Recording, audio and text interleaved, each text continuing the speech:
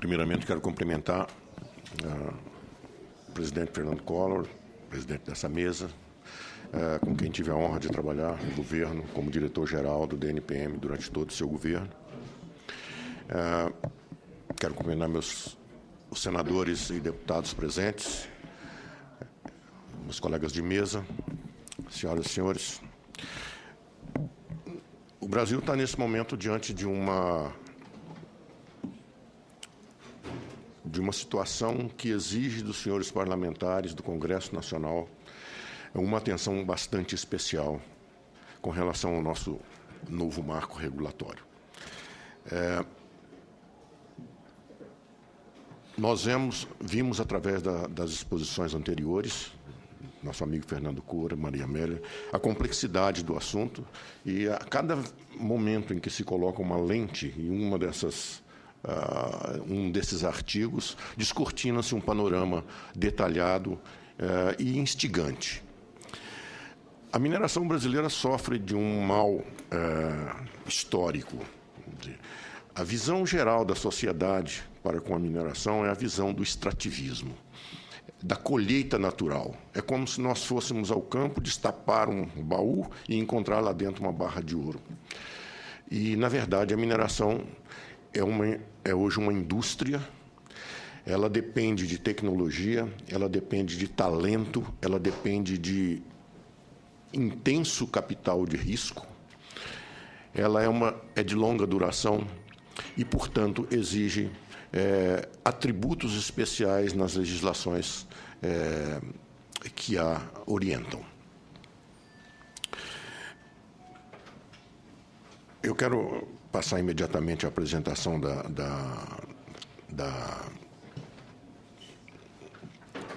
do marco regulatório, não sem antes agradecer a honra e a oportunidade de estar nessa comissão.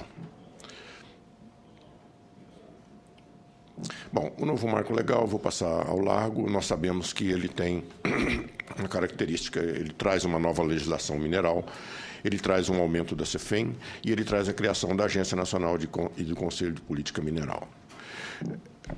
Concordando com a Maria Amélia, eu diria que esse 3 em 1 que veio ao Congresso dificulta enormemente a análise desses assuntos.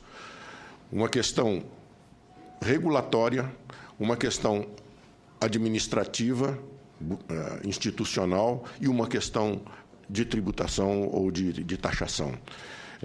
São 3 assuntos completamente diferentes, embora interligados de alguma forma, mas que necessitam análises específicas. A nossa primeira sugestão, com certeza, nós consideramos que isso realmente é uma forma inadequada de apreciar essas questões, e a nossa sugestão tem sido, sistematicamente, de que esse processo seja aberto, seja emendas substitutivas que possam transformar em 2 ou 3 isso, porque nós podemos aprovar rapidamente a CEFEM, podemos aprovar rapidamente a criação da Agência Nacional e do Conselho, mas a questão regulatória com certeza exigirá uma demanda de trabalho muito grande do Congresso Nacional. Nós vamos ver por quê. As primeiras críticas são simples. Primeiro, contrariamente ao que diz o discurso oficial, esse projeto de lei não foi discutido com a comunidade mineral nem com a academia. Ele foi feito a portas fechadas no governo e houve a oitiva das instituições, mas em nenhum momento jamais recebemos um documento técnico ou uma minuta de projeto para discutir. Foram feitas audiências e, durante vários anos, esse projeto foi trabalhado em sigilo no governo e só depois que vazou a informação de que havia um novo marco em processamento e que as empresas e as instituições se manifestaram, então começou a haver um certo diálogo, mas era um diálogo que basicamente não era diálogo, era um monólogo. Nós fomos ouvidos pela ministra Gleisi, apresentamos as nossas sugestões, pouquíssimas sugestões foram utilizadas. A estrutura do marco é a mesma que foi dita desde o primeiro momento em que as ideias iniciais foram apresentadas. Nós achamos que isso é um dos fatores que vai dificultar a aprovação desse marco pelo Congresso Nacional. Bom, um outro ponto importante. Desde novembro de 2011, o DNPM não executa o Código de Mineração vigente. Ele fez vamos dizer, uma revogação branca do Código de Mineração. O DNPM está paralisado, não há portarias de lavra, não há alvarás de pesquisa. Isso trouxe uma consequência enorme para a indústria mineral brasileira. Projetos foram adiados, projetos foram cancelados, desemprego, toda a infraestrutura de apoio à mineração e à pesquisa mineral, como laboratórios, empresas de sondagem, tiveram que demitir pessoal, porque não houve o reabastecimento da sequência que vai desde a prospecção até a descoberta de um depósito mineral. As consequências foram muito graves e, mais uma vez, no nosso ponto de vista, elas foi feita ao arrepio, tá certo? Quer dizer, de uma legislação. Isso, o próprio ministro Lobão declarou ao jornal Valor que deu a ordem para suspender os títulos sem nenhuma base, sem nenhuma portaria, sem nenhum ato formal. E nós achamos que isso trouxe à indústria mineral um grande prejuízo, porque, primeiro, sem um ato formal não há como entrar, como defender os seus direitos na justiça.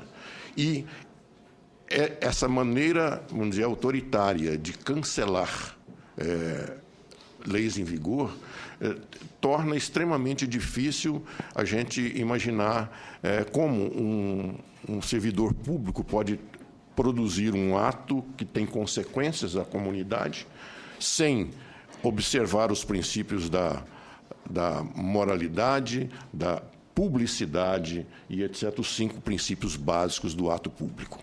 Eles não foram observados e nós, realmente, as minerações fizeram uma grande judicialização desse problema e vários juízes obrigaram o DNPM a editar os alvarás. Recentemente, algumas portarias específicas começaram a ser editadas, assim como alguns alvarás, mediante a assinatura de um termo com o qual o minerador se comprometia a observar as regras futuras da nova legislação, sem que conhecesse quais regras eram essas. Isso é uma coisa complicada, mas assinaram porque era a maneira de continuar conduzindo os seus projetos.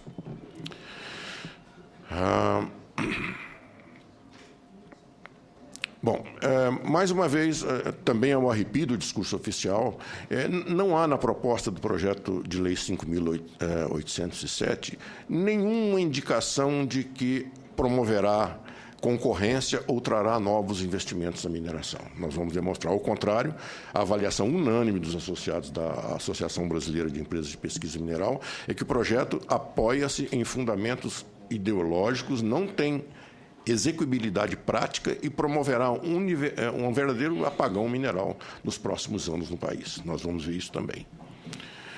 Bom, as empresas dedicadas à pesquisa mineral, como as Junior Companies, deixarão de existir. Não haverá espaço para elas nesse novo modelo. Essas empresas são as empresas que hoje respondem por 60% dos investimentos em exploração mineral no mundo. São empresas que se especializaram em ter uma administração ágil, fortemente profissionalizada e que tem a capacidade de identificar projetos de mineração e, com esses projetos, mobilizar capitais de risco para executar as pesquisas minerais e para revelar as jazidas que poderão ser exploradas por elas ou poderão ser negociadas com grandes empresas. Esse modelo é um modelo que vigora no mundo todo. Existem mais de 120 países no mundo onde as Junior Companies atuam. Esse modelo não é compatível com um modelo de leilões e de chamadas públicas. Ninguém dá dinheiro para uma empresa com base no seu talento, na sua equipe e no seu projeto, se ele não tiver o projeto. Quer dizer, para entrar em leilões, certamente isso não acontecerá. Quer dizer, haverá, com certeza, uma redução drástica na exploração mineral brasileira. junto com as junior companies, as pequenas companhias de mineração também terão grandes dificuldades de prover as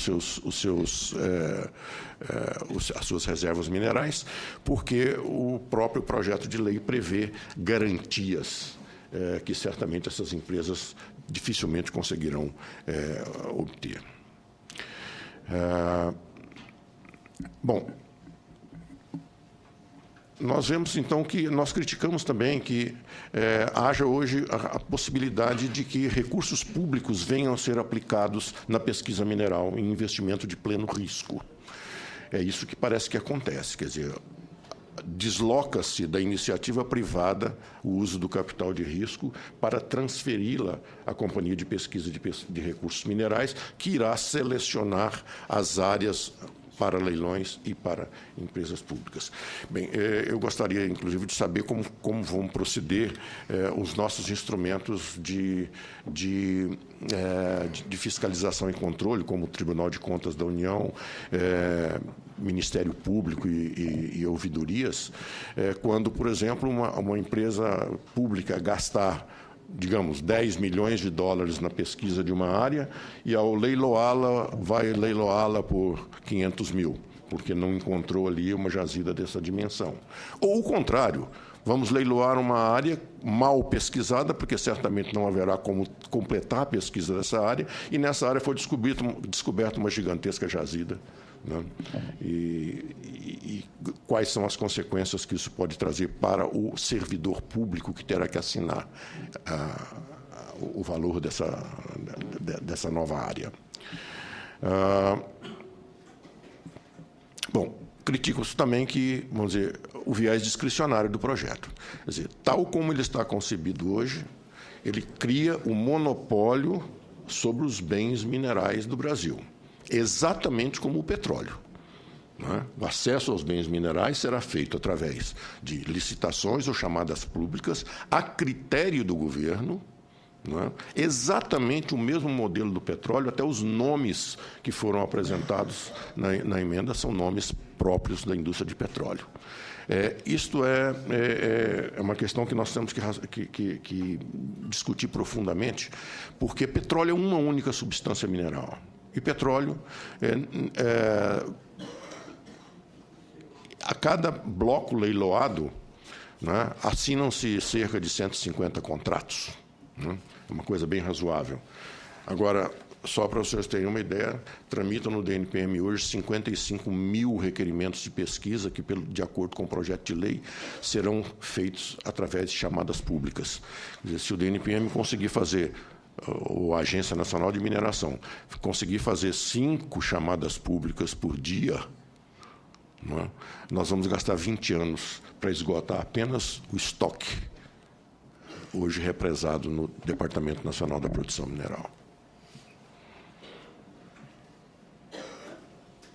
Bem, e, finalmente, como já dizemos, nós criticamos o formato 3 em 1 e nós achamos que o governo trouxe esse formato com a intenção de usar a CEFEM, que é um desejo de todos a ser aprovados, para acelerar a aprovação do marco ou diminuir, vamos dizer, o nível de discussão sobre a parte regulatória.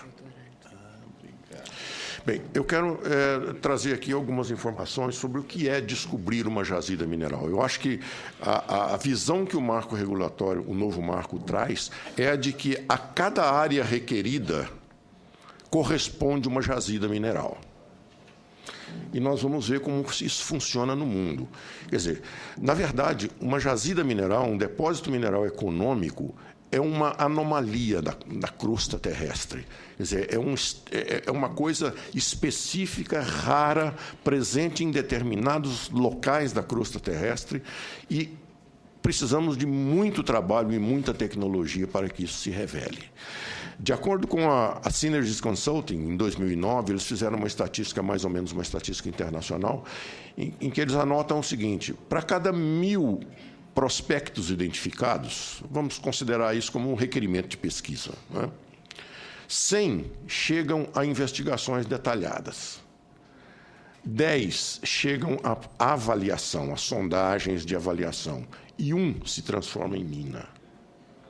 Essa é uma referência internacional para dizer a dificuldade que é encontrar uma jazida mineral. Bem, nós fizemos os cálculos para o Brasil. Quer dizer, no período de 2002 e 2011, né, nós excluímos 2012, porque a partir de 2012 nós não tivemos mais ação no DNPM, então iria contaminar a estatística. Mas foram feitos 217 mil requerimentos de pesquisa no Brasil.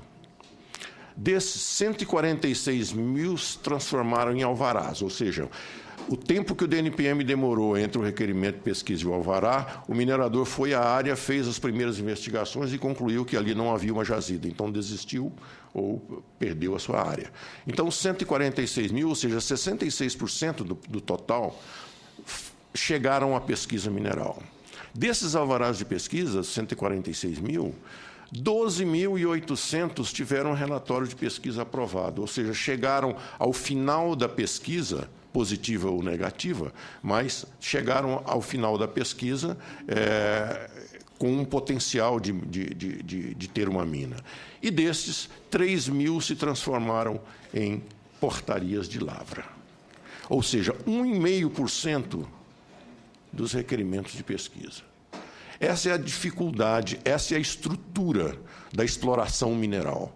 É onde eu quero focar a minha apresentação. A exploração mineral. Como descobrir jazidas minerais. Depois que a jazida está descoberta, a mineração deixa de ter risco.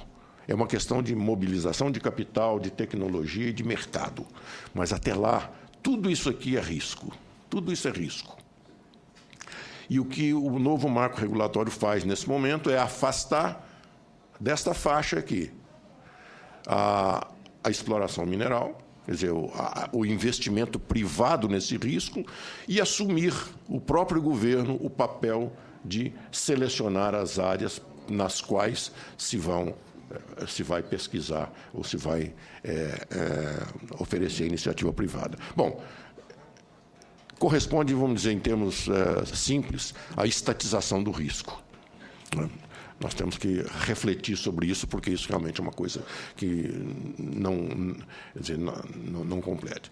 E vemos como isso atinge a mineração brasileira. A mineração brasileira, hoje, vamos dizer, o universo analisado, vamos dizer, isso é um trabalho do DNPM, tá, de 2012, né, que analisou um universo de 3.357 minas em produção com run of mine, ou seja, com volume de minério superior a 10 mil toneladas por ano, né? Dessas, 70,7% são pequenas minas, que não terão como repor as suas reservas. Médias minas, 24%, e apenas 4,6% são consideradas grandes minas, né? Bem, uma empresa de mineração, para manter o seu valor presente, precisa repor nas suas reservas minerais pelo menos a mesma quantidade de minério que ela produz. É simples como isso, quer dizer, para ela manter a sua atividade. Se ela produzir sem gerar reservas, ela vai tirar um pedaço do seu próprio lombo até um dia que a reserva vai acabar, né? Algumas exceções, sim, Vale do Rio Doce, com 20 bilhões de toneladas de minério de ferro, poderá continuar produzindo, talvez, por mais uma década ou uma década e meia. Mas a lógica da empresa de mineração é repor as suas reservas para que ela não perca valor e também diversificar a sua atuação, se assim for interessante, para, vamos dizer, suprir a questão da senoide do mercado, dos preços que sobem e descem, né? Bom, então, essas empresas grandes talvez não tenham grandes dificuldades, mas as pequenas e médias, com certeza, terão grandes dificuldades, e as grandes também, porque elas dependerão de leilões do governo para repor as suas reservas. Ou seja, se o governo não tiver alinhado com a estrutura, com a governança corporativa da empresa, quem vai dizer que a empresa... Bom, o governo promove alguns argumentos importantes, que o atual Código de Mineração é obsoleto, que há especulação com direitos minerários e que as empresas seguram áreas por décadas. Bom, isso são argumentos que foram dados pelo né? Bom, o Código Brasileiro é um bom código, essa que é a verdade. Tá? Nós devemos nos orgulhar de que nós temos uma legislação estável, certo? Desde 1934, os fundamentos do Código de Mineração são preservados. Eles foram progressivamente, o Código foi progressivamente aperfeiçoado. A última grande aperfeiçoamento foi em 1996 e começou no governo Collor, em 1990, quando se iniciaram os contatos com a comunidade para discutir uma modernização, e foi modernizado muita coisa no Código, mais de 40 itens foram modernizados em 1996, precisa de modernizar mais agora. Tá? Bom, nós não temos registro de empresas nacionais ou estrangeiras que tenham deixado de investir no Brasil por causa da legislação atual. Nenhuma.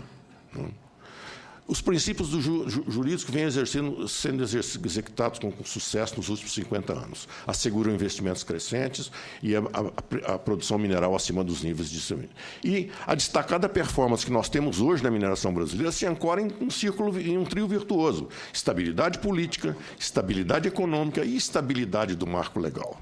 Nesse momento, a estabilidade do marco legal está em xeque e nós precisamos realmente analisar bastante bem qual é a influência dessa desestabilização no setor.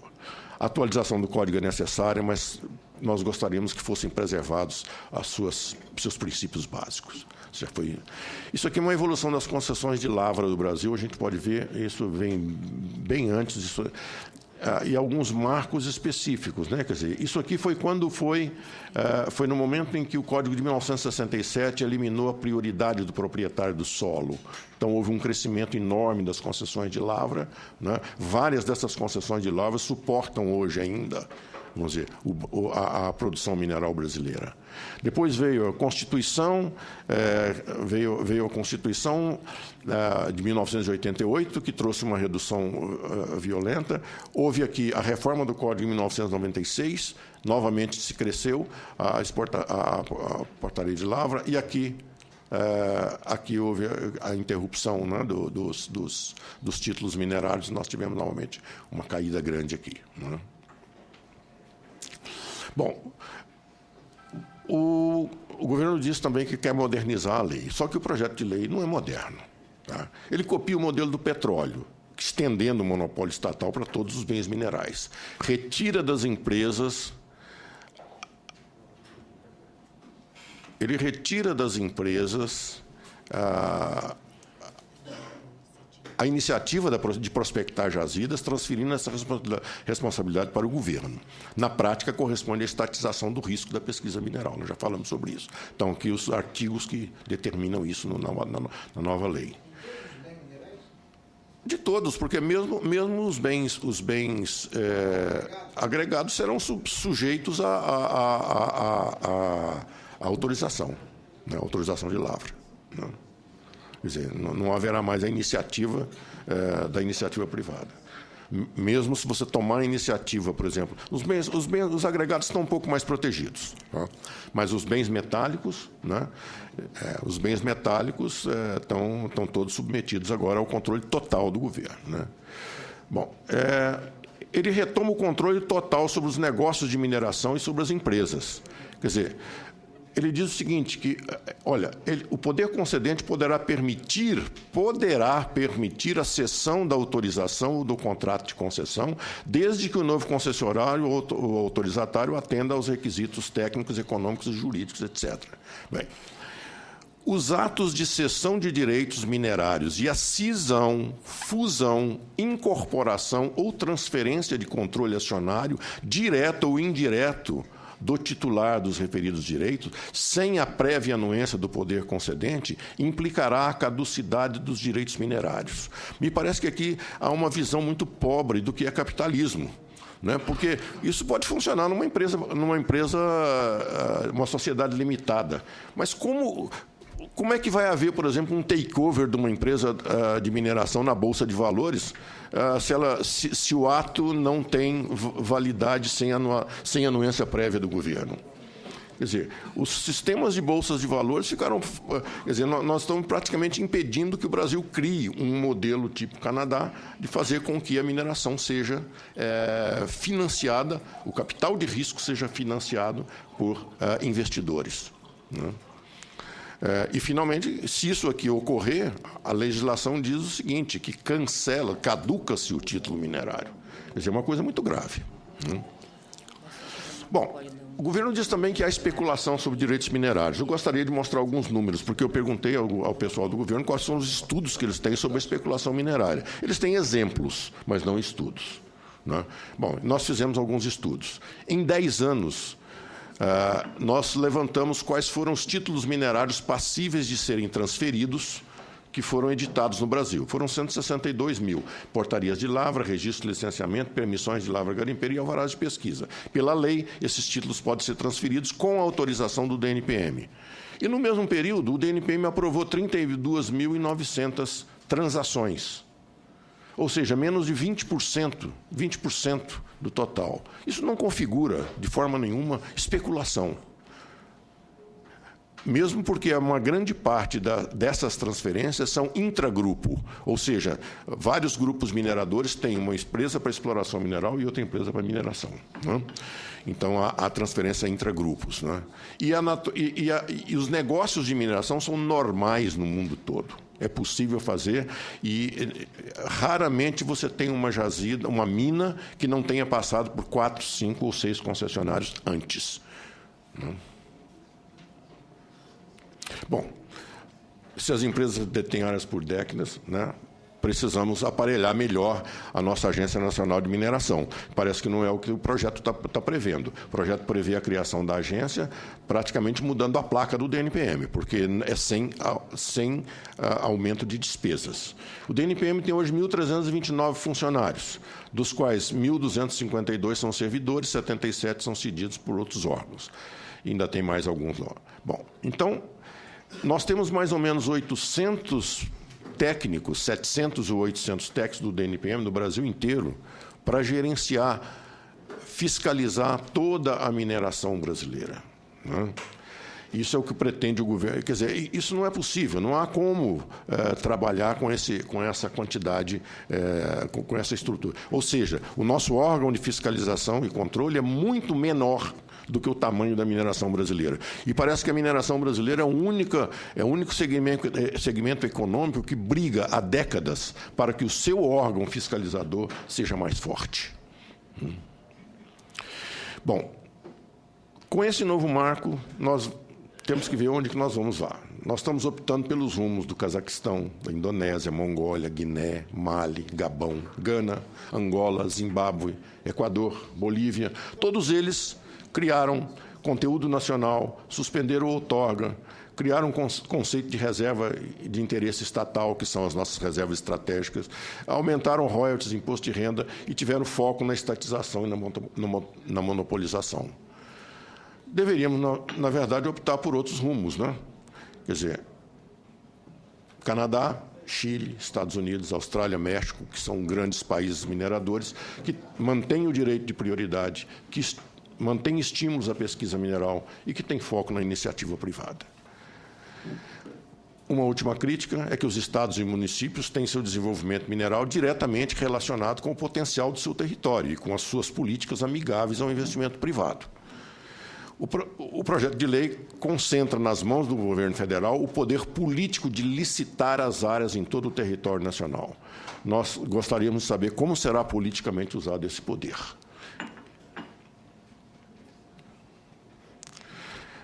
Infelizmente, os nossos geólogos, mineradores, garimpeiros já estão nas ruas. Em 17/7/2013, lá no Mato Grosso, já houve uma primeira manifestação na porta do DNPM e, novamente, as placas das manifestações aparecem, né? E são sistematicamente contra o modelo que está sendo proposto. Obrigado pela atenção.